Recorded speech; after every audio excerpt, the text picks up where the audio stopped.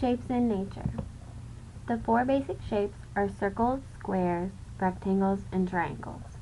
A circle is round and has no points. A square has 4 points and 4 equal sides.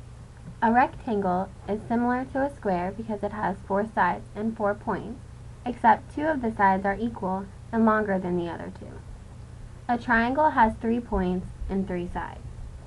These basic shapes appear in nature. The next slides will show you shapes that we can find in everyday life.